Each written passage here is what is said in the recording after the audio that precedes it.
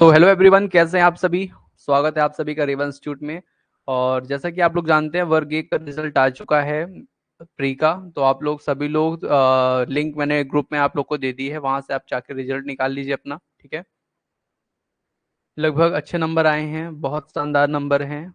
नवनीत पांडे जी के जो सबसे हाईएस्ट नंबर रहे हैं 124 नंबर हैं। ठीक है। और सभी लोगों के अच्छे मार्क्स हैं।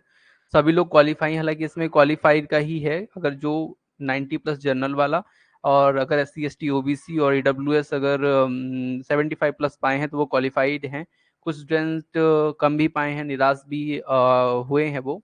तो उनकी निराश होने की आवश्यकता नहीं है, वो नेक्स्ट जो पेपर होने होगा उसमें ज्वाइन करेंगे। ठीक है। मतलब फिर से आप लोग को तैयारी अपनी रोकनी नहीं है, करते रहना है। ठीक है।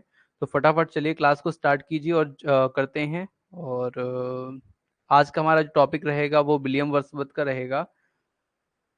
ठीक है।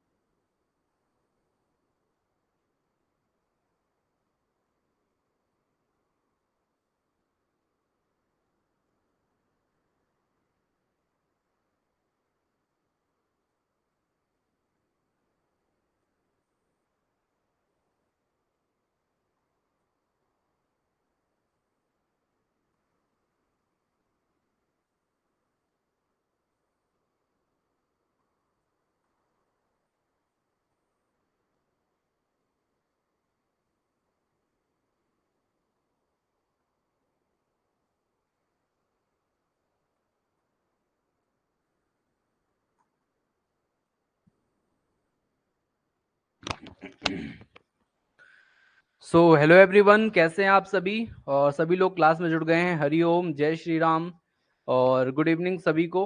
फटाफट क्लास को चलिए स्टार्ट करते हैं। कपिल जी जुड़ गए हैं, रोशनी जी जुड़ गई हैं, प्रमोद जी जुड़ गए हैं, और सभी लोग फटाफट जुड़ जाइए। और आज आप लोग का रिजल्ट आ चुका है, जैसा कि आप लोग जानते ही हैं। ठीक है। कपिल जो हमारे कपिल मिश्रा जी हैं, इन्होंने बढ़िया क्वालिफाई कर लिया है, जनरल से क्वालिफाई किया है। प्रमोद जी, आपके कितने नंबर हैं। गुड इवनिंग प्रमोद जी, आपके कितने नंबर हैं। रोशनी जी, सर रिजल्ट आ गया। ठीक है, यस रिजल्ट आ गया। रोशनी जी, आपने तो नहीं डाला था ना फॉर्म, की डाला था आपने। अगर डाला था तो कितने नंबर आए आपके वो बताइए प्लीज, क्योंकि सभी लगभग ग्रुप में मैसेज आ रहे हैं, बहुत सारे लोगों ने क्वालिफाई किया है अपने इंस्टीट्यूट से।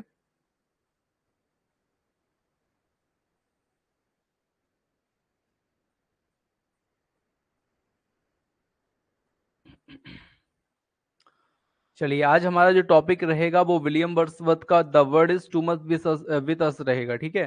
तो यहाँ पे आज हम लोग बहुत सारी चीज़ें पढ़ने वाले हैं, समझने वाले हैं। पहले तो हम विलियम वर्ड्सवर्थ के बारे में पढ़ेंगे, और उसके बाद फिर हम the word is too much with अस का जो ओरिजिनल टेक्स्ट है उसको पढ़ेंगे। ठीक है। 94.55 हो गए सर, इतने अच्छा। नॉर्मलाइजेशन में घट गए नंबर, कोई दिक्कत नहीं है, कोई दिक्कत नहीं है। क्वालिफाई हैं आप, जर्नल से क्वालिफाई हैं। और बढ़िया से तैयारी अब स्टार्ट कीजिए, और जिससे मेंस भी आपका अच्छे से निकल जाए। ठीक है। प्रमोद जी बोल रहे हैं, सर मैं नहीं बता सकता क्योंकि एक रात की पढ़ाई के नंबर हैं, कम हैं। कम से मतलब नहीं है यहाँ पे प्रमोद जी, यहाँ पे क्वालिफाई होना चाहिए। अगर आप क्वालिफाई हैं तो बेस्ट है, आपकी तैयारी बेस्ट है, कोई दिक्कत नहीं है। हाँ, लेकिन मेंस की तैयारी अब आपको बहुत अच्छे से करनी पड़ेगी। ठीक है। सभी लोग ज्वाइन हो रहे हैं। श्याम बदन जी को क्वालिफाई होने की बहुत बहुत शुभकामनाएं। नेहा श्रीवास्तव जी को बर्गे क्वालिफाई होने की बहुत बहुत शुभकामनाएं। तो फटाफट आप लोग भी अपने नंबर शेयर कर दीजिए। ठीक है, क्वालिफाइड हूँ बिल्कुल। चलिए, बहुत बढ़िया प्रमोद जी, कॉन्ग्रेचुलेशन आपको भी। बढ़िया क्वालिफाई किए हैं, लेकिन अब मेंस की तैयारी आगे अच्छे से करनी है। ठीक है। चलिए स्टार्ट करते हैं चैप्टर को अपने। ठीक है, आज के सेशन को, without waste of any time. यहाँ पे श्याम बदन जी कुछ बोल रहे हैं क्या। Thank you, thank you, thank you. आप लोग को भी धन्यवाद रेवन इंस्टीट्यूट से जुड़ने के लिए। थैंक यू रोशनी जी।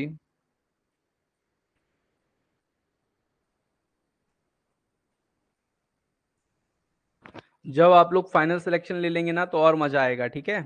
तो उसी दिन का इंतजार है मुझे कि जब आप फाइनल सिलेक्शन लेंगे वर्ग एक में, तब और मजा आएगा।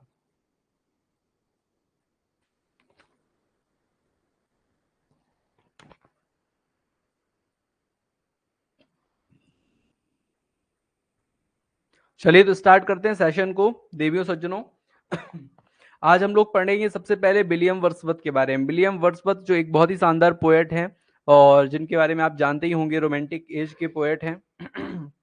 और मतलब नेचर के ऊपर लिखना बहुत पसंद करते हैं। जैसे अपने भारत में प्रकृति के सुकुमार कवि कहे जाते हैं सुमित्रा नंदन पंत, उसी प्रकार ये भी सुकुमार नेचर लवर पोएट हैं, विलियम वर्ड्सवर्थ, ठीक है। तो इनके बारे में आज हम लोग बहुत अच्छे से पढ़ेंगे। सबसे पहले मैं आप लोग को बता दूं कि इनका जो नेम है विलियम वर्ड्सवर्थ है। इनका जो जन्म हुआ है, मतलब डेट ऑफ बर्थ, वो 7 अप्रैल 1770 में हुआ है, 1770 पे हुआ है, ठीक है। और जो प्लेस है वो है कॉकरमाउथ, कॉम्बरलैंड, इंग्लैंड, यूके। इंग्लैंड के कॉम्बरलैंड इस नामक सिटी पे, कॉकरमाउथ नामक एक छोटी सी जगह पे इनका जो है जन्म हुआ था, ठीक है। 7 अप्रैल 1770 को, ठीक है। फादर नेम जॉन वर्ड्सवर्थ है। इनके पिताजी का नाम क्या है? जॉन वर्ड्सवर्थ है। और मदर का नेम जो है वो अन्य है, ठीक है। Father and mother name John Wordsworth and अन्य। और सिस्टर का नाम डोरथी है, ठीक है। सिस्टर का नाम क्या है? डोरोथी। आगे चलते हैं। इनकी वाइफ का अगर हम बात करें तो मैरी नाम है इनके वाइफ का। और 1802 में इनकी क्या हुई थी? इनसे शादी हुई थी, ठीक है। तो 1802 में इनकी मैरिज हुई थी मैरी के साथ, ठीक है। किसके साथ? मैरी के साथ। अगर इनके डॉटर की बात की जाए तो कैथरीन और कैरोलाइन, दो इनकी डॉटर भी थी, ठीक है। डॉटर मतलब बेटी, कैथरीन और कैरोलाइन, ठीक है। एजुकेशन इनका जो हुआ है वो कैम्ब्रिज यूनिवर्सिटी से हुआ है, ठीक है। तो एजुकेशन कैम्ब्रिज यूनिवर्सिटी से है। और ये देखिए, अपने एक बहुत इंपॉर्टेंट क्वेश्चन है, कॉल हिमसेल्फ नेचर चाइल्ड। ये अपने आप को नेचर चाइल्ड कहते हैं, ठीक है, प्रकृति का बच्चा, ठीक है। तो ध्यान रखिएगा, ये क्वेश्चन आ सकता है कि नेचर चाइल्ड किसको कहा, कौन अपने आप को नेचर चाइल्ड बुलाता है, ठीक है। तो याद रखिएगा वो कौन है? विलियम वर्ड्सवर्थ हैं। और स्पेशलिटी इनकी क्या है? रोमांटिक पोएट है। मैंने आपको बताया ही, रोमांटिक पोएट मतलब जो नेचर पे, नेचर लवर होते हैं, ठीक है। तो नेचर पे जो पोएट लिखते हैं या नेचर पर लिखना पसंद करते हैं उनको कहा जाता है रोमांटिक पोएट, ठीक है। हिज वर्क, अगर हम इनके वर्क की बात करें तो वर्क्स में हम आपको बता दें, बैलेड विथ अदर पोयम, इनकी कुछ मैं आपको वर्क्स बताता हूं जो इम्पोर्टेंट हैं, ठीक है, जो एग्जाम पे भी आ सकते हैं, ठीक है। तो उनको हम लोग देखेंगे। चलिए आगे देखते हैं। इनके जो वर्क्स हैं वो जैसे हो गया बैलेड्स विथ अदर पोयम, ठीक है। बैलेड्स विथ अदर पोयम 1800 में आई थी इनकी, ठीक है। बैलेड्स विथ अदर पोयम 1800 में आई थी। लिरिकल बैलेड जो आया था वो 1798 पे आया था, 1798 पे आया था लिरिकल बैलेड, ठीक है। पीटर वेल, बहुत इंपॉर्टेंट, पीटर वेल जो है बहुत इंपॉर्टेंट पोयम है और ये बार बार पूछी जाती है। पीटर वेल जो है 1798 पे पब्लिश्ड हुई थी, ठीक है। Preface to the lyrical ballad, preface to the lyrical ballad एक आया था 1807 पे, ठीक है। तो ये भी आप लोग को ध्यान रखना है, preface to the lyrical ballad 1807 पे आया था। रेजोल्यूशन एंड इंडिपेंडेंस, ठीक है। रेजोल्यूशन एंड इंडिपेंडेंस जो है 1810 पे आया था, ठीक है। French revolution, again very important, French revolution जो बहुत ज्यादा कहना चाहिए पूछे जाने वाला जो है पॉइंट है ये, 1810 पे आया था ये, ठीक है। 1810 पे पब्लिश हुआ था। गाइड टू द लेक 1810 पे ही आया था, गाइड टू द लेक, ठीक है। The cuckoo, to the cuckoo, very important, to the cuckoo 1814, 1814 पे आया था ये, ठीक है। और द एक्सकर्सन, अगेन ये बहुत इंपॉर्टेंट है, ध्यान रखिएगा। द एक्सकर्सन जो है 1814 पे ही आया था। और ये अगेन लाउडामिया द परलूड, ये दोनों ही इंपॉर्टेंट है, ठीक है। तो लाउडामिया जो है वो 1815 पे एक बार आया, सेकेंड टाइम इसको 1845 पे पब्लिश कराया गया था, ठीक है। तो लाइडोमिया जो है ये आफ्टर इनकी डेथ के बाद भी एक बार पब्लिश हुआ है, मतलब एक बार तो 1815 पे हुआ था, दूसरी बार 1845 पे हुआ था, ठीक है। और ये जो आई है पोयम, जो बहुत ज्यादा इंपॉर्टेंट है, बार बार पूछी जाती है, और इस बार भी पूछी गई थी 2018 वाले परीक्षा पे। The prelude. The prelude gloomy poem है, दुख भरी एक पोयम है, जो पब्लिश हुई थी आफ्टर डेथ, ठीक है। तो ये इंपॉर्टेंट, बहुत ज्यादा इंपॉर्टेंट है द प्रिलूड। प्रिलूड, ये जो है पिछले 2018 वाले एग्जाम पे भी आया था इसका क्वेश्चन, ठीक है। तो ये आप लोग ध्यान रखिएगा, बहुत इंपॉर्टेंट क्वेश्चन है। अब इसमें आपको द प्रिलूड याद रखना है, लुडामिया याद रखना है, एक्सकर्शन याद रखना है, द कोकू याद रखना है, ठीक है। उसके बाद फ्रेंच रेवोल्यूशन याद रखना है, पीटर वेल याद रखना है, जो बहुत पूछी जाती है। और फिर लिरिकल बैलेट, जो इनका पोयम का एक क्या बोलना चाहिए कि ग्रुप ऑफ पोयम जो है, जो पब्लिश हुई थी एक साथ पे, ठीक है। और बैलेट विद अदर पोएम 1800 पे आई थी, ठीक है। तो ये कुछ इंपॉर्टेंट चीजें हैं, इनको आप लोग को याद रखना है, ठीक है। चलते हैं हमारी एक again important poem, the word is too much with अस, ठीक है। इसको तो वैसे मैं आपको बताऊं कि the word is too much with जो अस है, ये 11th क्लास की एक पोएम है, सीबीएसई की, ठीक है। और ये 1802 पे राइट की गई, लिखी गई थी, और 1807 पे इसको पब्लिश कराया गया था 2 वॉल्यूम्स पे, ठीक है। तो ध्यान रखिएगा, ये the word is too much with अस, इसके बारे में हम समझेंगे, पढ़ेंगे और अच्छे से समझेंगे, ठीक है। तो चलिए इसका हम फुल ओरिजिनल टेक्स्ट देखते हैं, the word is too much with अस का। तो क्या आप लोग तैयार हैं एकदम? Thank you. रोशनी बोली हाईलाइट कर लिया, कर दिया, कर दीजिए सर। हाँ ठीक है, हाईलाइट कर दूंगा मैं नेक्स्ट टाइम से, बिल्कुल। ठीक है, चलिए श्याम मदन जी, नेहा जी चली गई हैं, ओके। चलिए, तो ये मैं आप लोग को बता दूं, ये 14 लाइन पोयम है। 14 लाइन पोयम क्या कहलाती है? सोनेट कहलाती है, ठीक है। 14 लाइन पोयम क्या कहलाती है? सोनेट कहलाती है, ठीक है। और इसी के बारे में आज हम लोग पढ़ने वाले हैं, लेकिन उससे पहले मैं आपको कुछ इंपॉर्टेंट फैक्ट्स बता देता हूं अबाउट दिस पोयम, ठीक है। और कुछ स्पेलिंग्स जो मैं आप लोग को बताना चाहूंगा, जो आपको यहाँ पे मिलेगी, ठीक है। तो सबसे पहले मैं आपको बता दूं कि वर्डली परस्यूट्स एक आपको वर्ड मिलेगा पोयम में। तो उसके बारे में पहले ही आपको मैं बता देता हूँ, वर्डली परस्यूट मतलब होता है सांसारिक गतिविधियां, ठीक है। सांसारिक गतिविधियों को बोलते हैं वर्डली परस्यूट्स। फिर है कंडेम्स। कंडेम्स मतलब होता है दोष देना या कोसना, ठीक है। तो ये भी वर्ड आपको आगे मिलेगा, ठीक है। फिर एक वर्ड मिलेगा आप लोगों को, ब्रीथ हॉर्न, ठीक है। ब्रीथेड हॉर्न, ब्रीथेड हॉर्न मतलब होता है शंख से घेरे हुए बलय या फिर समुद्र में उठा हुआ तूफान। जब आपने देखा होगा कि जब समुद्र में बीच एक गोलाकार तूफान आता है, उसके अंदर जो फंसता है वो एकदम नीचे डूब जाता है, उसको बोलते हैं ब्रीथेड हॉर्न, ठीक है। शंख से घेरे हुए बलय या फिर समुद्र से उठा हुआ तूफान। ट्राइटन मतलब होता है एक और समुद्री भगवान, पॉडिसन के पुत्र, ठीक है। ये एक ग्रीक देवता हैं ट्राइटन, ठीक है। और प्रोटीसियस भी हैं, समुद्र के जो भगवान हैं ग्रीकों के अनुसार, जो भविष्य बताना नहीं चाहते थे। प्रोटियस, प्रोटियस जो है समुद्र के भगवान, मतलब समुद्र का भगवान कहा जाता है, ठीक है। और ट्राइटन क्या है? एक और समुद्री भगवान, जो पॉडिसन का क्या था? पुत्र था। ये आगे सब आपको मिलेंगे वर्ड्स, ठीक है। फॉरलॉन एक शब्द आपको मिलेगा, इसका मतलब होता है एलोन एंड सैड, ठीक है। फॉरलॉन मतलब क्या होता है? Alone and sad. एक वर्ड आपको मिलेगा पोयम में, ली। ली मतलब होता है ग्रासलैंड, ठीक है। ली मतलब क्या होता है? ग्रासलैंड, ठीक है। जहां से ये पोएट पोयम को सेट कर रहा है, ठीक है। Creed out one, creed out one मतलब होता है वेरी वेरी ओल्ड रिलीजन, बहुत पुराना धर्म, ठीक है। क्रीड आउट वन, ठीक है, ठीक है। तो क्रीट आउट वन आपको एक वर्ड मिलेगा, इसका मतलब क्या होता है? Very very old religion. Suckled, breast fed और रेज्ड, पालना और पोसना, ठीक है। सकल्ड मतलब क्या होता है? ब्रेस्ट फेड और रेज्ड, मतलब ये सकल्ड मतलब ये कि पालना पोसना, ठीक है। आगे चलते हैं। पैगन, पैगन मतलब क्या होता है? पैगन मतलब होता है विदाउट रिलीजन या नॉन क्रिश्चियन, मतलब ऐसा व्यक्ति जो क्रिश्चियनिटी फॉलो ना करता हो या रिलीजन कोई फॉलो ना करता हो, ठीक है। इट मूव अस नॉट, इसका मतलब है इट डजेंट अफेक्ट अस, ठीक है। ये अपन लोग के लिए बोला जा रहा है कि जैसे अपन लोग कमाने खाने में व्यस्त हैं, कमाने में और खर्च करने पे जो व्यस्त हैं, हम लोग प्रकृति की तरफ ध्यान नहीं दे रहे। तो यही है कि प्रकृति हमको किसी प्रकार से क्या अफेक्ट नहीं करती। We are out of tune, ये एक वर्ड मिलेगा, इसका मतलब होता है वी हैव नो इंटरेस्ट, हमारा कोई इंटरेस्ट नहीं है, आउट ऑफ ट्यून, ठीक है। विंड्स मतलब क्या होता है? Howl all the time but now are silent like sleepy flower. Wind मतलब हवा, ठीक है। वेयर हर वॉशम एक वर्ड मिलेगा जिसका मतलब होता है फेसेस और सोज, ठीक है। वेयर हर वॉशम मतलब फेसेस एंड सोज, मतलब किसी की तरफ देखना और उसको मतलब अपना वो दिखाना, ठीक है, फेस दिखाना। वेयर हर वॉसम मतलब कुल मिला के ये है, इसके लिए प्रयोग किया गया था कि जो समुद्र है ना, वो क्या आसमान की तरफ अपनी उसको देख रहा है, उसको चुनौती जैसा दे रहा है, ठीक है। आगे मिलेगा वो वर्ड, मैं और अच्छे समझाऊंगा। असॉर्बिट बून मतलब होता है अ साइक्रेटिक रिमार्क, ठीक है। असॉर्बिट बून मतलब ताना एक तरह से मारा गया है, ठीक है, ताना मारा है कवि ने कि ये सॉर्बिट बोन है।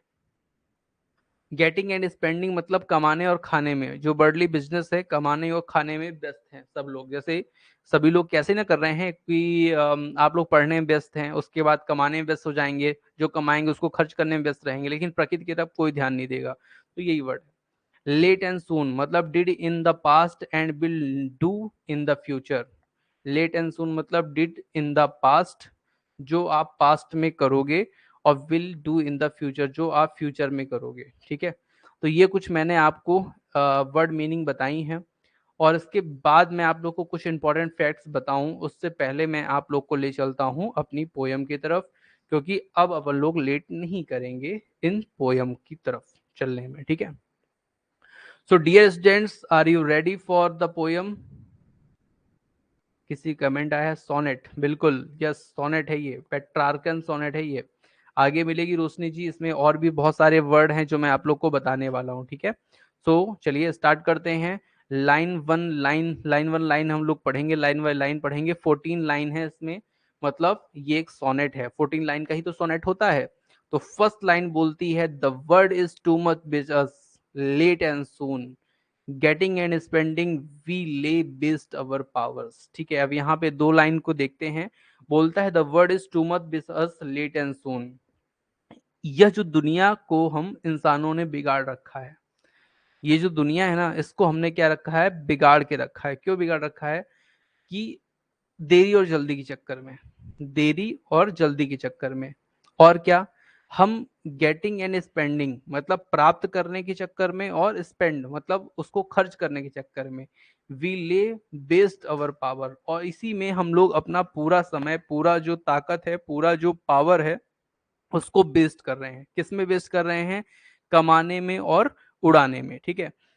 इसमें देखिए एक चीज और समझिएगा, be the word is too much with us late and soon, ठीक है। इस दुनिया को हम इंसानों ने क्या कर रखा है, बिगाड़ के रखा है, इस उसे तंग करके रखा है, ठीक है। देरी और जल्दी के चक्कर में, देरी मतलब समझ रहे हैं, यहाँ पे पास्ट की बात कर रहे हैं, मतलब पहले भी हम ऐसा करते थे, और सून मतलब फ्यूचर, फ्यूचर में भी हम ऐसा ही करेंगे। कैसा करेंगे? कमाएंगे और खाएंगे, ठीक है, और उड़ाएंगे, खर्चा करेंगे। We lay waste our power, और उसी में अपना पूरा जो पावर है उसको क्या करेंगे, वेस्ट कर डालेंगे, ठीक है। फिर लाइन थर्ड नंबर है, little we see in nature that is our, थोड़ा भी, ना के बराबर भी, जो आप समय जो है उसको दे सकते हो, किसको? नेचर को, क्योंकि ये हमारी है, डेट इज अवर, ठीक है। हमें ऐसा इस प्रकृति ने कुछ भी नहीं दिखाई देता जो हमें यह प्रकृति क्या कर सके, दे सकती हो, ठीक है। मतलब लिटिल भी सी, लिटिल मतलब होता है ना के बराबर, ठीक है। तो हम ना नेचर को, नेचर की तरफ ना के बराबर ध्यान दे रहे हैं, बल्कि जबकि ये हमारी ही है, दैट इज अवर्स, ठीक है, लेकिन हम इसकी तरफ ना के बराबर ध्यान दे रहे हैं। जैसे मान लीजिए अपना घर है ना, तो आप झाड़ू पोछा करते हो, उसको बढ़िया चकाचक रखते हो, एकदम चमका के रखते हो, क्योंकि वो अपना लगता है। और प्रकृति, जो पोएट है वो ये बोल रहे हैं कि ये प्रकृति भी तो अपनी है, ये नेचर भी तो अपना है, इसके तरफ भी थोड़ा ध्यान दे लो, थोड़ा सा पेड़ पौधे लगा लो, थोड़ा सा ऐसा कुछ कर लो। तो ये पोएट बोल रहे हैं, ऐसा आप लोग को कुछ भी दिखाई नहीं देता नेचर पे, ये भी तो अपनी ही है, ऐसा पोएट बोलते हैं, ठीक है। अब एक लाइन के कई सारे अर्थ निकल सकते हैं, ठीक है, क्योंकि ये पोयम है। We have given our hearts away a sordid boon. अब इसका मतलब ये है कि यहाँ पे जो पोएट कह रहे हैं कि अपना हृदय इस प्रकृति को देना चाहिए, ठीक है। We have given our heart away, है ना, लेकिन हम क्या करते हैं, इससे अपना जो हार्ट है उसको दूर रखते हैं, लेकिन हमें इससे क्या किया कर दिया है, दूर कर दिया है। यहाँ पे सॉर्बिड बोन मतलब क्या हुआ, एक ताना मार दिया, मतलब सॉर्बिड मतलब दुखी, और वरदान मतलब ये जो जो प्रकृति है वो हमें क्या है, वरदान स्वरूप है, लेकिन हम लोग उसको कैसा मान के चल रहे हैं, दुखी, बेकार वरदान मान के चल रहे हैं, ठीक है। तो we have given our hearts away, ठीक है। तो हमें अपना हार्ट, जो अपना गिव हार्ट है, वो किसको देना चाहिए? पृथ्वी को देना चाहिए, नेचर को देना चाहिए, लेकिन हमने उससे क्या कर दिया है? दूरी बना ली है, ठीक है, अवे, असॉर्बिट बोन। और ये उसको क्या मान के चलते हैं? एक दुखित वरदान मान के चलते हैं, ठीक है। The sea that wear her bosom to the moon, यहाँ पे बोल रहा है जो समुद्र है वो अपनी छाती खोले हुए किसके सामने लेटी हुई है? मून के सामने, ठीक है। The sea that wears her bosom to the moon, ठीक है। तो यहाँ पर यह जो समुद्र है वो अपना सीना ताने इस चंद्रमा के सामने है, ठीक है। देखे होंगे समुद्र एकदम सीधे लेटा हुआ है और किसके तरफ घूमा हुआ है? आसमान की तरफ, ठीक है। तो यहाँ पे समुद्र को बोल रहा है कि समुद्र जो है वो अपना सीना दिखाते हुए मून के सामने क्या है? लेटा हुआ है। The winds that will be howling at all hours, और ये जो विंड है, जो हवा है, ये भी क्या कर रही है? चीखती चिल्लाती रहती है हर समय पर, ठीक है। The winds that will be howling at hours, जो हवाएं हैं जो हर घंटे हमेशा चीखती और चिल्लाती रहती हैं, ठीक है। तो यहाँ पे दो लाइन प्रकृति के बारे में बताई गई हैं कि प्रकृति कैसी है। तो ये जो समुद्र है वो अपना सीना ताने हुए मून चंद्रमा के सामने है। The winds that will be howling at all hour, जो विंड है, जो हवा है, ये भी चीखती चिल्लाती रहती है हर समय पर, ठीक है। And are up up gathered now like sleeping flower, लेकिन अब वो भी क्या हो गई हैं? स्लीपिंग फ्लावर्स, मतलब स्लीपिंग मतलब वो भी शांत हो चुकी हैं। मतलब उनकी जो हवाओं की जो हवा की जो चीखने चिल्लाना था ना, वो भी क्या हो चुका है? अब शांत हो चुका है। जो हवाएं हैं जो हर घंटे हमेशा चीखती चिल्लाती रहती थी, और वो भी अब हवाएं वो भी क्या हो चुकी हैं? शांत हो गई हैं। एक सोए हुए फूल की तरह हो गई, जैसे फूल मुरझा जाता है ना, तो वैसा हो गई है। कौन? हवा। मतलब वो भी अब चीखती चिल्लाती नहीं है। For this for everything we are out of tune. For this मतलब इसलिए, और सब चीजों के लिए, फॉर एवरीथिंग, हमें इस प्रकृति प्रेम में कोई रुचि नहीं है। We are out of tune मतलब क्या हुआ? हमें कोई भी इंटरेस्ट प्रकृति से अब नहीं रह गया है, ठीक है। यहाँ पे कितना अच्छा देखिए पोएट ने लिखा है और कितना अच्छा वर्णन किया है कि जो हवाएं चलती थी वो भी अब शांत हो गई, मुरझाए फूल की तरह हो गई हैं। और जितनी चीजें उन्होंने ऊपर बताई हैं वो उस लिए और सब चीजों के लिए हम जो है ना, हम जिम्मेदार हैं, क्योंकि हम क्या हो गए हैं? Out of tune. जैसे अपन लोग अगर सुबह से देखा जाए, मॉर्निंग से, तो सुबह से अपन लोग प्रकृति के लिए कुछ ऐसा करते हैं क्या? नहीं करते, कभी नहीं करते। अपन लोग क्या करते हैं? सुबह उठे, मंजन वगैरह किया, नहाए धोए, चले गए ऑफिस, कोचिंग, वहां से आए, शाम को फिर आपको पढ़ाने लगे, रात में सो गए। कुछ भी प्रकृति के लिए नहीं कर रहा है, बस क्या कर रहे हैं? कमा रहे हैं और उसको खा रहे हैं, उड़ा रहे हैं, ठीक है। तो यही सब चीजें चल रही है, इसीलिए जो पोएट हैं वो काफी क्या हैं? दुखी हैं, ठीक है। और आप लोग को बोल रहे हैं, आप लोग को मतलब हम लोग को बोल रहे हैं we are out of tune, ठीक है। तो अभी जो 8 लाइन हुई हैं वो आपकी क्या हुई हैं? पूरी चीजें बताई जा रही हैं आपको। अभी केवल जो समस्या है उसके बारे में बताया जा रहा है। 9 लाइन में देखिए, 9 में क्या है? It move us not great God, I did rather be a pagan settled in a creed out one, ठीक है। अब यहाँ पे ये जो वर्ड है इसमें बोल रहे हैं कि हे भगवान, हे प्रकृति हे प्रकृति, हमें बिल्कुल विचलित नहीं करती है ना। It move us not great God, it rather be a pagan settled in a creed out one. मतलब ये जो प्रकृति है ना, वो हमें बिल्कुल भी क्या है? विचलित नहीं करती है ना। आई डिडेंट रेदर, यहाँ पे देखिए पैगन मतलब जो है, it move us not great God, I did rather be. यहाँ पे इसका पूरा मतलब हुआ, हे भगवान, ये प्रकृति जो है हमें बिल्कुल भी क्या है? विचलित नहीं करती। बिल्कुल, move not, move us not मतलब ये हमें बिल्कुल भी विचलित नहीं करती है ना। मतलब हमें कोई भी इससे दुख नहीं होता।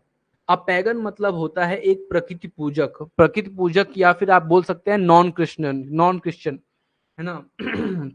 तो यहाँ पे पोएट बोलते हैं, अगर मैं एक पैगन होता, पैगन मतलब जो नॉन क्रिश्चियन हो, विदाउट रिलीजन हो, वो होता, मैं उस पथ को फॉलो कर रहा होता तो ज्यादा अच्छा होता। ठीक है, कौन से पद को? जिसमें मैं केवल एक प्रकृति पूजक होता, मतलब प्रकृति की पूजा करता रहता, उसी के काम करता रहता, इन और जो झंझटों के अलावा। ठीक है, अब यहाँ पे और आगे चलते हैं। सकल्ड मतलब क्या होता है? पालन पोषण करना। ठीक है, पालन पोषण करना मतलब अब पैगन, मतलब एक पैगन बनकर और पालन पोषण करता नेचर का, और इसी पद को क्रीट आउट वन मतलब उसी पद को मैं क्या कर लेता? चुन लेता। ठीक है, यहाँ पे so might I standing on this pleasantly, अब यहाँ पे बोल रहा है ताकि क्या कर सके? सो माइट, ताकि क्या कर सके? ताकि मैं कर सकूं, क्या कर सकूं? मैं इस खुशनुमा जगह में खड़े हो सकूं। किस खुशनुमा जगह पे? आई स्टैंडिंग ऑन दिस प्लीजेंटली, मतलब एक घास का मैदान, सुहावना घास का मैदान, वहां पे क्या हो सकूं? खड़ा हो सकूं। ठीक है, have glimpses, have glimpses that would make me less forlorn. ठीक है फॉरलॉन मतलब होता है दुखी, अकेला। ठीक है, तो have glimpses that would make me less forlorn, जो झलक मेरी तन्हाई को दूर कर सके, ऐसी झलक में प्रकृति में मैं देखना चाहता हूं। मतलब ये ऐसा बोल रहे हैं, अब ये पोएट ऐसा बोल रहे हैं कि अगर मैं एक प्रकृति पूजक होता तो मैं बढ़िया इसी पथ को मैं चुनता। मतलब ये जो पढ़ाई हम लोग कर रहे हैं ना, मैं आप लोग को पढ़ा रहा हूं ना, तो पोएट बोल रहे हैं कि ये सब छोड़ करके मैं क्या बनता? एक प्रकृति पूजक बनता, प्रकृति को पूजने वाला बनता, और मैं क्या करता? मैं खड़ा होता। ठीक है, जब मैं ये सब काम नहीं करूंगा ना, मैं पढ़ाऊंगा ना, लिखाऊंगा ना, आप पढ़ूंगा, तो मैं क्या करूंगा? जाके ऐसी जगह पे खड़ा होऊंगा। ये जो पोएट का ऐसा कहना है कि मैं ऐसी जगह पे खड़ा होऊंगा जहां पे बढ़िया एक घास का मैदान हो। ठीक है, और have glimpses that would make me less forlorn, और जो मेरे अकेलेपन को क्या करे? लेस करे, कम करे, और मैं वो ग्लिम्सेस मतलब वो झलकियां देख करके अपने अकेलेपन को क्या करता? दूर करता। ठीक है, have have sight of Proteus rising from the sea, और मैं क्या करता? और मैं देखना चाहता हूं, क्या देखना चाहता हूं? कभी जो पोएट है ना, वो ये देखना चाहते हैं, समुद्र में से उठते हुए भगवान को देखना चाहते हैं। मतलब वैसे तो वो एक प्रकार का क्या है? समुद्री तूफान है, लेकिन वहां पे ग्रीक में इसको क्या कहा जाता है? प्रोटियस कहा जाता है। प्रोटियस मतलब होता है, प्रोटियस एक समुद्री भगवान। ठीक है, वैसे प्रोटियस मतलब क्या होता है? जो उमड़ता हुआ क्या है? तूफान है। ठीक है, तो उसको वहां पे प्रोटियस भगवान के नाम से जाना जाता है। ठीक है, तो have sight of Proteus rising for the sea, मैं उस समुद्र में उठते हुए गोल गोल बक्राकार उठते हुए तूफान को देखना चाहता हूं। और hear old Triton blow his wreathed horn, और उसके द्वारा जो उत्पन्न हुई घोर ध्वनि है उसको मैं सुनना चाहता हूं। हॉर्न मतलब धुन, आवाजें है ना, अथवा वह सुनना चाहता हूँ समुद्र में उठते हुए मतलब घोर से आवाज को, है ना, एकदम शंख जैसी आवाज को। हॉर्न मतलब शंख, शंख जैसी आवाज को मैं सुनना चाहता हूँ। ठीक है, जब समुद्र की लहरें आती हैं तो एक आवाज आती है ना, उस आवाज को पोएट यहाँ पे सुनना चाह रहे हैं। ठीक है, सो आप लोग के मैं कमेंट देखता हूँ कि आप लोग ने कमेंट तो नहीं किया है।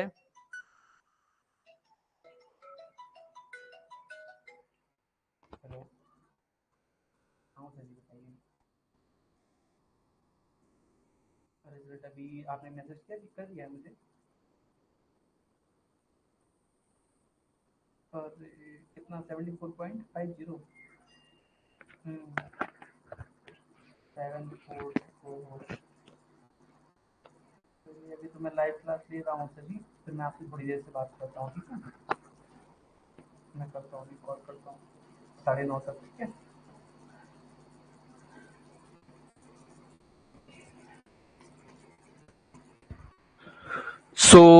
कहाँ पहुंच गए हम लोग?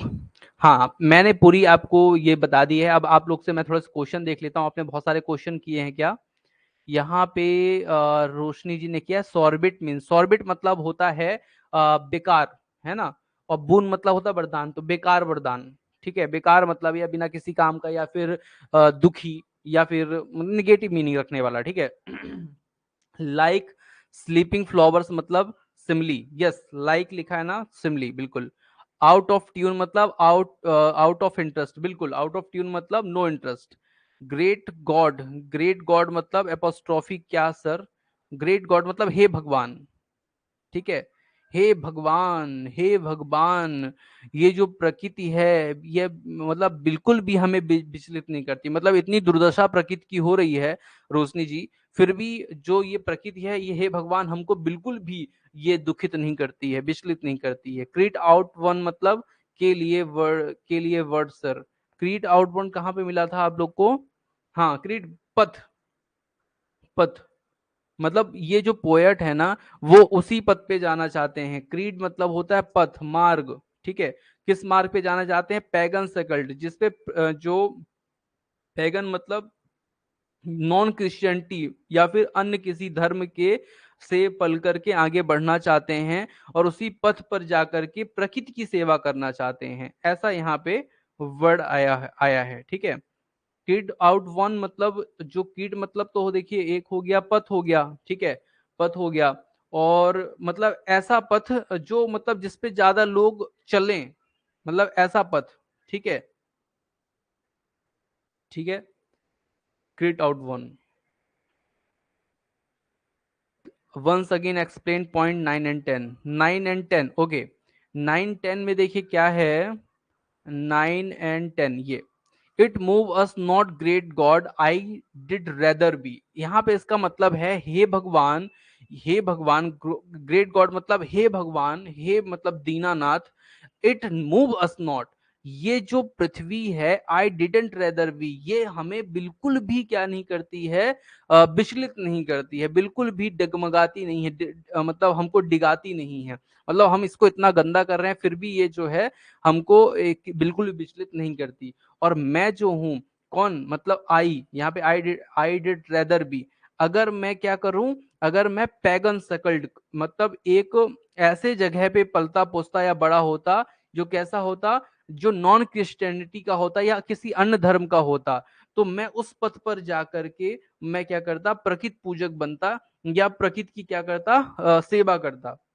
सो माइट, इसलिए आई स्टैंडिंग ऑन दिस प्लीजेंट, इसलिए मैं चाहता हूं कि मैं क्या करूं, एक ऐसे घास के मैदान पर खड़े हो जाऊं जहां से समुद्र दिखे, have glimpses that would make me less forlorn, और जो मेरे मैं मतलब वो जो जो झलकियां हैं वो मेरे फॉरलॉर्न मतलब अकेलेपन को क्या करें, दूर कर दें। Have sight of Proteus rising from the sea, have sight of Proteus rising from the sea का मतलब हुआ, मैं ना देख, साइट मतलब देखना, तो मैं वो देखना चाहता हूं, किसको देखना चाहता हूं, प्रोटीसियस को राइजिंग होते हुए, मतलब समुद्री तूफान को उठते हुए मैं देखना चाहता हूं, और उसकी जो आवाज है, और उसकी आवाज को, जो ट्राइटन की आवाज है, जो शंखनाद है, जो शंख की तरह आवाज है, उसको मैं सुनना चाहता हूं, यहाँ पे ये पोएट कह रहे हैं।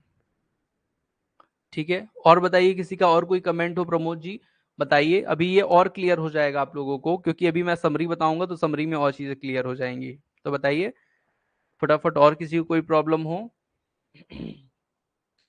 एक बार हिंदी पूरी सुनिएगा, मैं आप लोग को अच्छे से सुना रहा हूं, पूरी इसकी हिंदी समरी सुनिएगा, ठीक है, मजा आएगा, ठीक है। हिंदी समरी में ही है, यहाँ पे पोएट ये कह रहे हैं कि यहाँ पर हमें यह बताया जा रहा है कि यह संसार बहुत बड़ा है, अधिक है, ठीक है, मतलब अधिक है, क्योंकि जो पोएट हैं वो विलियम वर्dsworth ने, वो एक प्रकृति प्रेमी है, जो प्रकृति को अपनी बहन जैसा मानते हैं। ये भी ध्यान रखिएगा, जो प्रकृति को अपनी बहन जैसे मानते हैं, वो इंसानों से बहुत दुखी हैं। क्यों दुखी हैं? कि वह इंसान बहुत व्यस्त हो गए हैं, किसमें? उनके पास प्रकृति के लिए कोई भी टाइम नहीं है। हम लोगों ने प्रकृति से दूरी बना ली है, यह बहुत बुरा हुआ, ठीक है। अब अब कभी यहाँ पे, अब जो पोएट है यहाँ समुद्र चंद्रमा की बात करते हैं, कहते हैं कि यह समुद्र अपने बकछाती को चंद्रमा के लिए खोल देता है। फिर हवाओं की बात करते हैं, क्या बोलते हैं हवाओं के लिए, और कहते हैं कि ये हवाएं जो हमेशा चीखती चिल्लाती रहती हैं, इस समय वो भी शांत हो गई हैं। इसके लिए वो अन्य दृश्यों के लिए, नदी, झरने, तालाबों के लिए भी हम कह सकते हैं, मतलब यहाँ पे मतलब हवा हर जगह एक चीज, जैसे नदी भी है, जो झरने भी हैं, जो तालाब है जहाँ पे खूब पानी होता था, झरने की जो कलकल की होती थी, नदियां जो बढ़िया 12 महीने बहती रहती थी, तो वो सब अब क्या हो गई हैं, शांत हो गई हैं, ठीक है।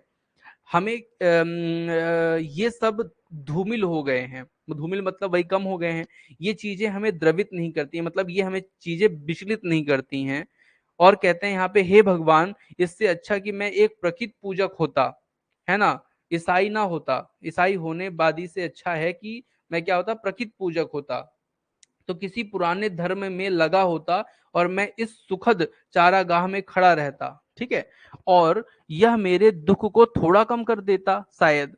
और फिर समुद्र को देखता कि कैसे समुद्र देवता लहरों के रूप में समुद्र से बाहर निकल रहे हैं। फिर वह फिर जो पोएट हैं दूसरे देवताओं के बारे में सोचते हैं और कहते हैं कि मैं समुद्र के दूसरे देवता को हॉर्न, शंख बजाते हुए सुन रहा होता। इसलिए पोएट यहाँ बहुत दुखी हैं और कह रहे हैं कि हमें प्रकृति के पास आना चाहिए, क्योंकि हमें लोग प्रकृति से बहुत दूर चले जा रहे हैं। प्रकृति के पास रहेंगे तो सुख खुश रहेंगे, ठीक है, जैसे जो ऋषि मुनि लोग होते हैं वो खुश होते हैं क्योंकि वो प्रकृति से जुड़े होते हैं, नेचर से जुड़े होते हैं। और इससे क्या होगा कि हम निरोग रहेंगे, स्वस्थ रहेंगे, ठीक है। तो ये पूरी लाइन है देवियों सज्जनों, जो मैंने आपको हिंदी स्टोरी बताई। अभी आप लोगों को कोई कंफ्यूजन हो तो बताइए, नहीं तो फिर हम चलेंगे इंग्लिश समरी की तरफ। ठीक है, क्लियर है सभी को? ऑल क्लियर, सभी को क्लियर है?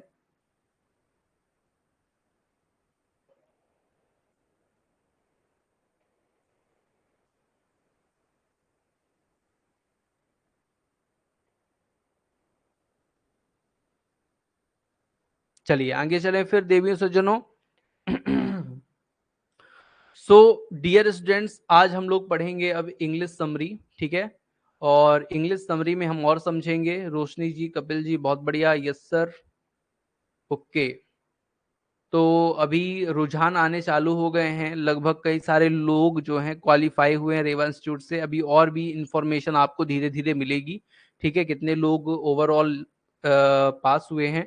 कुछ लोग तो इतना पास होने की खुशी में आज क्लास ही नहीं ज्वाइन किए हैं, इतना ज्यादा खुश हो गए हैं, ठीक है, या हो सकता है दुखी भी हो गए हों। एक आधे नंबर, अभी कॉल आया था मेरे पास, क्या नाम था, ऊषा, ऊषा जी हैं, उनका 0.50 से रुक गया, 74 पॉइंट कुछ नंबर उनके आए हैं, 0.5 नंबर से उनका रह गया, ठीक है। तो ऐसे भी लोग हैं जो दुखी हैं। सो चलिए ध्यान दीजिए, स्टार्ट करते हैं आज की हमारी द विलियम वर्ड्सवर्थ की इंपॉर्टेंट एक poem, the word is too much with us, ठीक है। The material world that of the city, our jobs, our innumerable financial obligation controls our lives to unhealthy degree. यहाँ पर जो poet है वो material bird की जो बात कर रहे हैं, कि जो बोल रहे हैं समुद्र, जो इस संसार के जो लोग हैं ना, कौन लोग, जो शहर में रहते हैं, जो जॉब करते हैं, जो मतलब जिनमें फाइनेंशियल जो व्यस्त हैं, फाइनेंशियल मतलब पैसे कमाने में जो व्यस्त हैं, controls our lives to an unhealthy degree, मतलब जो अपने जीवन को जो अपने लाइफ को, अपने जीवन को कंट्रोल नहीं कर पा रहे हैं और कैसी लाइफ जी रहे हैं, अनहेल्दी लाइफ जी रहे हैं, उनके लिए यहाँ पे पोएट बोल रहे हैं। क्या बोल रहे हैं? We are always rushing from one thing to the next. यहाँ पे जो लोग हैं ना, हम लोग, वो हमेशा किस चीज पर व्यस्त है? रश है, मतलब भीड़ में पड़े हुए हैं किसी न किसी दूसरी चीजों के लिए, जैसे कि पैसे कमाने और खर्च करने। यहाँ पे लिखा भी है, we earn money one day just to spend it the next day. एक दिन कमाते हैं और दूसरा दिन पूरा गवा देते हैं। जैसे कि मान लीजिए हम ही लोग हैं, इतना सारा पैसा पाते हैं और वो पैसा पता नहीं कहाँ से आता है, कहाँ चला जाता है, उसका कुछ पता नहीं चलता। तो यही पोएट बोल रहे हैं कि भैया आप लोग जो है ना, ऐसी जगह पे व्यस्त हो कि एक दिन कमाओगे, दूसरे दिन उसको खर्च कर दोगे। The result of this is that we have destroyed a vital part of humanity. इससे क्या होगा कि इससे आप ना अपना जो मेन, जो ह्यूमैनिटी का जो पार्ट है ना, वो एकदम से आप क्या कर दोगे, बिगाड़ दोगे। ह्यूमैनिटी क्या? ह्यूमैनिटी मतलब दूसरे की रिस्पेक्ट करना, ठीक है। और इसका परिणाम क्या होगा कि आप पूरी तरह से अपना जो रिलेशन है वो सब खराब कर लेंगे। किस कैसा रिलेशन? जैसे कि प्रकृति से रिलेशन, किसी दूसरे व्यक्ति से रिलेशन, है ना, अपने घर वालों से रिलेशन, ये सब क्या कर दोगे आप? नष्ट कर दोगे। क्यों कर दोगे भैया? क्योंकि आप कमाने और खाने में व्यस्त हो। बात सही है, ठीक है। We have lost the ability to connect with and find tranquillity to in nature. We have lost ability, इस तरह से आप अपनी योग्यता भी क्या करते जा रहे हो, खोते जा रहे हो, ठीक है। To connect with and find tranquillity in nature, nature tranquillity मतलब होता है शांत हो जाना, ठीक है। तो नेचर के प्रति शांत हो जाने से और लोगों से कनेक्ट होने की जो एबिलिटी है वो सब आप क्या कर दोगे, लॉस कर दोगे। बिल्कुल ये सही बात है, ये तो मेरे साथ भी हो चुका है, पता आप लोग को। जैसे मैं दिन भर व्यस्त रहता हूँ ना, ऑफिस पे अपना काम से काम करना, कोचिंग पे जाना, पढ़ाना, निकल आना, फिर आप लोग को यहाँ पे पढ़ाना, दिन भर मेरी जो ना किसी व्यक्ति से बात ही नहीं होती। तो इससे क्या होता है कि जो दूसरे व्यक्ति से कनेक्ट होने के जो गुण होते हैं ना वो मेरे अंदर नहीं है, मैं ज्यादा अच्छे से कनेक्ट नहीं हो सकता। आप लोग से हो सकता हूँ, स्टूडेंट से, लेकिन बाहरी लोगों से अगर मैं आप लोग को बताऊं, मैं घर के बाहर निकलता हूं ना तो लोग ज्यादा मैं बोल नहीं पाता। इससे लोगों को क्या लगता है कि ना घमंडी आदमी है ये, लेकिन उनको ये पता नहीं कि ये बोलना जानता ही नहीं है ज्यादा। तो ये क्या हो गया है कि जो एबिलिटी होता है, योग्यता होती है ना कनेक्ट होने की, वो मेरे अंदर नहीं रह गई अब, ठीक है। तो ये चीज होती है। तो ये यहीं पे पोएट ये बोल रहे हैं, समझा रहे हैं, in exchange of material gain we have given away, मतलब ये जो मटेरियल गेन करने के चक्कर में, ये जो मटेरियल इन्होंने बताया ना, अवर जॉब, सिटीज और फाइनेंशियल ऑब्लिगेशन, ये सब मटेरियल चक्कर में है ना, इन सब को प्राप्त करने के चक्कर में आप क्या हो रहे हो, given away our emotion and liveliness, और इस चक्कर में आप अपनी इमोशन और लाइवलीनेस मतलब जीवंत जो जीने की एक कला है उसको आप खोते जा रहे हो, ठीक है। आगे चलते हैं। This ocean that reflect the moonlight on its surface and the peaceful momently wilderness night, ठीक है। अब यहाँ पे ये बोल रहे हैं, ये पूरी रात, ये पूरी जो रात है, अकेली सुनसान रात है, इस पे ये जो समुद्र है ना, ये मूनलाइट की तरफ अपना जो सरफेस करके क्या होता है, खड़ा होता है, लेटा रहता है ना, शांति से, पीसफुल, है ना, और मूवमेंट भी करता रहता है। तो मतलब समुद्र की यहाँ पे बड़ाई की जा रही है कि समुद्र ही है जो अपनी मतलब छाती खोले हुए किसको दिखाता रहता है, मून को, कि मैं तुम्हारा टक्कर करूंगा तुम, और उसमें चमकता रहता है, ठीक है। तो ये बात है। आगे चलते हैं। Which is like flower whose petal are folded up in the cold, जैसे जब कोल्ड मतलब यहाँ पे मृत्यु से है, कोल्ड मतलब क्या होता है, मुरझा जाना, ठीक है। ये ध्यान रखिए, कभी भी पोएट में कोल्ड का यूज होगा, विंटर का यूज होगा, तो ये ध्यान रखिएगा उसका मतलब होता है मृत्यु, ठीक है। तो यहाँ पे जब फ्लावर की जो पेटल्स हैं, पंखुड़ियां हैं, मर जाती हैं, उसी तरह जो है हवा भी क्या हो चुकी है, शांत हो चुकी है, बंद हो चुकी है। These natural features still exist but we just can't appreciate them, ठीक है। और ये सब चीजें जो हैं ये बिल्कुल अप्रिसिएट करने वाली नहीं है। मतलब जो आप लोग का ये काम है ना, ये अपने आप में पढ़ाई करते रहना, अपने आप में रहना, किसी से दूसरे से बात मत करना, ठीक है। तो ये जो मतलब ये क्या कर रहा है अपने आप, मतलब ये आप लोग को ये अप्रिसिएट करने लायक बात नहीं है, प्रशंसा करने वाली, आपको बढ़ावा देने वाली बात ये नहीं है। Our lives have nothing to do with rhythms of nature world. As a result, those rhythms have no emotional impact on us. और ये ऐसे मतलब जो हमारा जो जीवन चल रहा है ना, उसमें हम लोग क्या कर रहे हैं, कोई ऐसा काम नेचर के लिए तो कर नहीं रहे, हम लोग अपने लिए ही पूरा काम कर रहे हैं, है ना। Rhythm of the nature words मतलब नेचर के लिए हम कोई भी काम ऐसा नहीं कर रहे, नथिंग, कोई भी काम ऐसा नहीं है जो हम नेचर के लिए कर रहे हो। बताइए, नेचर को हानि के अलावा हम लोग क्या दे रहे हैं, बताइए।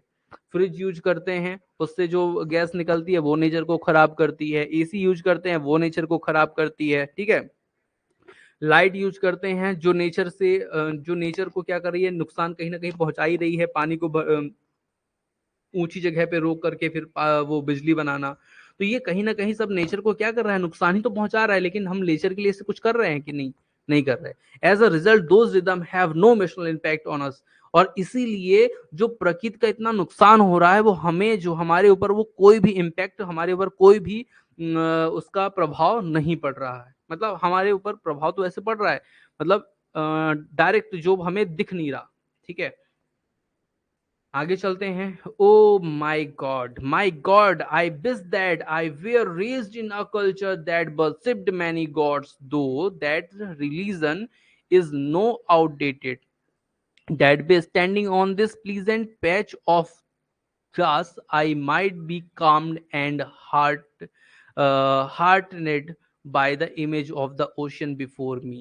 अब यहाँ पे ये पूरी वही लाइन है माय गॉड, हे मेरे भगवान, मेरी ऐसी इच्छा है कि क्या करूं, मैं एक ऐसे कल्चर में क्या हूं, पैदा हूं, रेज्ड हूं।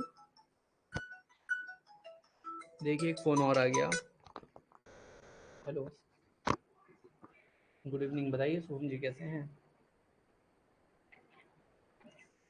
बढ़िया, कैसा रिजल्ट है आपका? चलिए, बहुत बहुत कॉन्ग्रेचुलेशन आपको।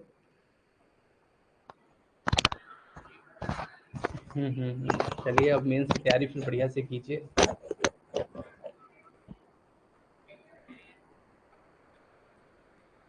सेम सिलेबस रहेगा बंधु, आपको थोड़ा बहुत चेंज होगा भी ना, तो फिर अपन बैठे तो जब आप हमसे जुड़ेंगे तो हम पढ़ाएंगे तो है ही आपको, कोई भी चीज़ ऐसी छोटी मोटी। हालांकि सिलेबस चेंज होगा नहीं, मैं आपको बता दूं 2003 से यही सिलेबस है। तो आपको बिल्कुल भी परेशान नहीं होना, बस ये है कि अब जुड़ के बढ़िया तैयारी करने की ज़रूरत है, जिससे और अच्छे नंबर बने, क्योंकि नंबर अगर कम होंगे ना तो फिर मेंस में प्रॉब्लम आएगी, उसमें मेरिट बनेगी ना। हम्म हम्म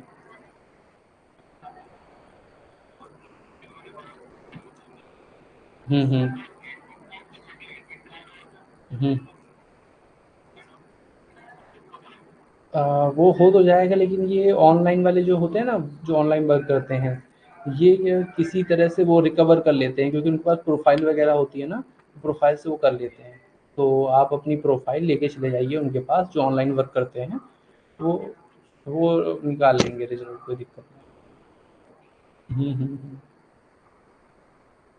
ठीक है शुभम जी, और ओके, हैव नाइस।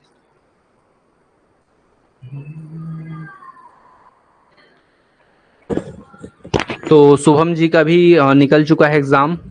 चलिए आगे चलते हैं। तो यहाँ पे यही बात है, हे भगवान, मैं ऐसे जगह पे, मेरी इच्छा है कि मैं ऐसे जगह पे पैदा होता जहाँ पे जो प्रकृति की पूजा की जाती है। लिखा है ना, देखिए, in a culture that worshipped many gods, मतलब ऐसे कल्चरल, ऐसे गॉड्स की पूजा की जाती जहाँ पे दो that religion in now outdated, जहाँ पे मैं बल्कि धर्म से क्या होता, भले आउटडेटेड होता, मतलब धर्म में यहाँ पे समझ रहे हैं, मतलब जो क्रिश्चियनिटी की बात की जा रही है उससे वो भले अलग होता, लेकिन बहुत सारे ऐसे देवताओं की पूजा करता जहाँ पे कल्चर, मतलब सांस्कृतिक पूजा होती, जैसे कि अपने भारत है ना, नदियों की पूजा हो रही है ना, पर्वतों की पूजा हो रही है, तो ये एक तरह से प्रकृति पूजा की तो हुए हम लोग, ठीक है। That day standing on this pleasant patch of grass, ठीक है। और वो ऐसा, मतलब ऐसी जगह पे खड़ा होना चाहता है जहाँ पे बहुत एक बड़ा सा गार्डन हो, है ना, और वहां पे बहुत अच्छी अच्छी घास लगी हो, है ना। Pleasant patch of grass, patch मतलब जगह, ठीक है। आई माइट बी काम एंड हार्टेंड बाय द इमेज, और मेरी ऐसी इच्छा है कि मैं शांति से वहां पे खड़े होकर के, है ना, अपना क्या करूं मैं, अकेलापन दूर करूं। Heartened by the image of the ocean before me, और मेरे सामने क्या हो, जहां पे मैं खड़ा हूं तो वहां पे मेरे सामने, यहाँ बिफोर मतलब के सामने का प्रयोग होता है, कि सामने एक समुद्र हो। I might see the Greek god Proteus taking shape before my very eyes, और मैं अपनी आंखों के सामने, मेरी ऐसी इच्छा है, मैं अपने आंखों के सामने प्रोटेशियस, जो समुद्री देवता हैं, उनको निकलते हुए देखूं, बिफोर माई वेरी आईज, अपने आंखों के सामने उनको सेप लेते हुए देखूं, मतलब वो जो गोलाकार सेप आता है ना, आप लोग ने पिक्चरों में देखा होगा, उस तरह का सेप लेते हुए देखूं। और हियर अनदर ग्रीक गॉड, ओ, और हियर अनदर ग्रीक गॉड, एक और ग्रीक गॉड को बोल रहे हैं, ट्राइटन, ट्राइटन को बोल रहे हैं, blow his legendary spiral grooved conch shell. और जो उनका ये यहाँ पे इस पूरे वर्ड का मतलब है, जो उनकी शानदार, ट्राइटन की मैं आवाज सुनूं, वो कैसी आवाज, जो शानदार ग्रूव्ड कॉन्च हो, मतलब ऐसी जो उसकी शानदार शंख की आवाज जैसी होती है ना, उस तरह के जो समुद्री जो पानी का जो लहरों की आवाज होती है ना, उसको सुनूं, कहाँ पे खड़े होकर के, एक सुंदर से ग्रासी गार्डन पे खड़े होकर के, जगह पे खड़े होकर के मैं समुद्री गॉड प्रोटेसियस को सेप लेते हुए देखूं और ट्राइटन की आवाज सुनूं, ठीक है। तो ये पूरी पोयम आपकी इंग्लिश हुई, ठीक है। तो चलिए, आप लोग के कोई क्वेश्चन तो नहीं इसमें अभी? यहाँ पे सेम हियर, क्या बोल रहे हैं आप, समझ नहीं, अभी कहाँ से चला गया, ओके, अभी देखती हूँ। नेहा जी जुड़ी हैं अभी क्या? हम्म, हम्म, वो सिनोनिम्स एंटोनिम्स आते हैं कपिल, ठीक है। सर रिजल्ट आ गया क्या? वर्ग एक रिजल्ट आ गया नेहा जी, हाँ आप चेक कीजिए, वर्ग एक प्री का, यस। हाँ आ गया, मुझे यह मालूम ही नहीं, मैंने आपको ग्रुप में कमेंट भी किया था, कपिल ने भी किया है। कैसे देखना है रिजल्ट? एक लिंक है ग्रुप में, कपिल ने भेजी है, उसको ओपन करके आप देख सकती हैं। लिंक ग्रुप में है, उसे ओपन करके देख लीजिए। ओके, अभी देखती हूँ कपिल, थैंक्स। आपकी डिटेल डाल दो वरना ग्रुप में मैं समझी नहीं कपिल, क्या बोल रहे हैं आप? सेम हियर सर, मेरे साथ भी ऐसा है, होता है। सब एगोटिस्ट समझते हैं सब। वो ओपन क्लास ज्वाइन करने के लिए कॉल आ रहे हैं आपको सर? हाँ वो है। चलिए, तो देवियों सज्जनों, आप लोग जुड़े, आप लोग ने चीजें समझी, पूरी पोयम को समझा, उम्मीद है अच्छा लगा होगा। और अभी इस पे हम लोग इतने सारे क्वेश्चन करने वाले हैं कि आप लोगों को निश्चित तौर पे बहुत मजा आएगा, ठीक है। तो मैं आप लोग को बता दूं कि अपनी जो ये पीडीएफ है, उसमें बहुत सारी चीजें हैं, और बहुत सारे ऐसे क्वेश्चन हैं जो आप लोग ने शायद कभी देखे हो या देखे भी होंगे, ऐसा नहीं है, शायद कहना मेरे लिए अच्छा नहीं है, लेकिन बहुत सारी आपको नोट्स अच्छी मिलेगी, ठीक है। तो ये क्लास अभी क्लास 1 है, जिसमें हम लोग ने विलियम वर्ड्सवर्थ के बारे में पढ़ा और कुछ इंपॉर्टेंट फैक्ट्स पढ़े about this poem, and summary English and Hindi हमने देखी, ठीक है, ओरिजिनल टेक्स्ट से देखी। अब जितने लोग नहीं जुड़ पाए हैं वो देख लीजिएगा, आप लोग कहना चाहिए कि ऑफलाइन देख लीजिएगा, और बाकी जो जितने भी स्टूडेंट्स हैं वो सब लोग भी ज्वाइन होजिए, ज्वाइन करके नेक्स्ट क्लास में जुड़िएगा, उसमें मैं आपको बहुत सारे इसमें क्वेश्चन आंसर कराने वाला हूँ, ठीक है। तो the word is too much with us अभी कल भी चलेगा, ठीक है। और नेक्स्ट नेक्स्ट क्लास होगी इंग्लिश ग्रामर की, ठीक है। तो आज के लिए इतना ही, thank you for watching dear students, thank you.